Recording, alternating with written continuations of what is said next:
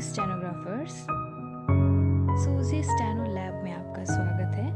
मैं हूं आपकी ओरेटर सूजी और आज मैं आपके लिए 80 वर्ड्स पर मिनट का डिक्टेशन लेके आई हूं। तो चलिए वीडियो स्टार्ट करते हैं।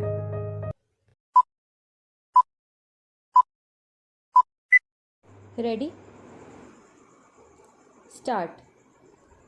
अध्यक्ष महोदय, सरकार देश में खेती का विकास, कृषि का विकास करने के लिए काफ़ी कोशिश कर रही है। अब हमें देखना है कि सचमुच में पैदावार कितनी बढ़ रही है और खेती के नए तरीक़ों का किस प्रकार से प्रयोग किया जा रहा है।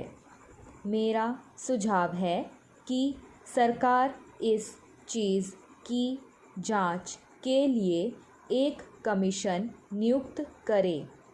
वह कमीशन किसानों की हालत को देखे और यह भी देखे कि खेती पर कितना खर्च होता है और खर्च को निकाल कर किसानों की बचत क्या है। तभी कोई एक सही निश्चय पर हम आ सकते हैं। इसके बाद एक बात मैं और कहना चाहता हूँ। हमारे यहाँ गन्ने की समस्या बहुत कठिन है। गन्ने के दाम ठीक तरह से नहीं मिलते हैं। सरकार के हिसाब से तो दाम ज़्यादा मिल रहा है, लेकिन मैं समझता हूँ कि किसान का खर्चा इतना बढ़ गया है कि इसका खर्चा निकालना मुश्किल हो रहा है। यही नहीं, गन्ने का दाम भी जितना होना चाहिए वह नहीं मिल रहा है। इसलिए इसके ऊपर फिर विचार करना पड़ेगा, क्योंकि किसान की हालत अच्छी नहीं है। हमारे यहाँ पिछली बार गन्ने का दाम अच्छा मिला तो लोगों ने काफ़ी गन्ने की खेती की, लेकिन इस साल आज अप्रैल का महीना चल रहा है और मेरे क्षेत्र का केवल 20% गन्ना अभी तक मिल में भेजा जा सका है। हम कहते थे कि गन्ने की पैदावार काफ़ी है। मिल वाले कहते हैं कि काफ़ी नहीं है।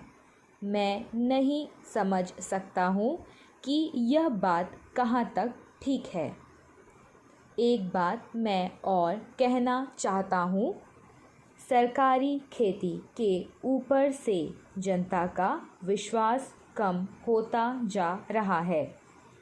सरकारी खेती से कोई लाभ नहीं दिखाई पड़ता है।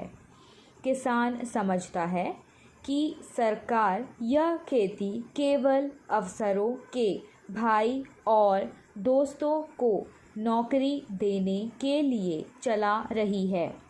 यह सचमुच में ठीक मालूम पड़ता है। सरकारी खेती में किस प्रकार से काम हो रहा है उसका मैं एक उदाहरण दे रहा हूँ।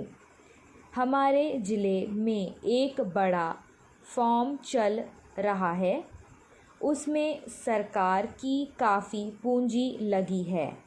मैं देखता हूँ कि उसमें कभी भी इतनी पैदावार नहीं हुई कि उससे वहाँ के कर्मचारियों के वेतन का खर्चा भी निकल सके। श्रीमान, ऐसी खेती से क्या लाभ? क्या यह किसानों के लिए अच्छी खेती का उदाहरण हो सकता है? स्टॉप।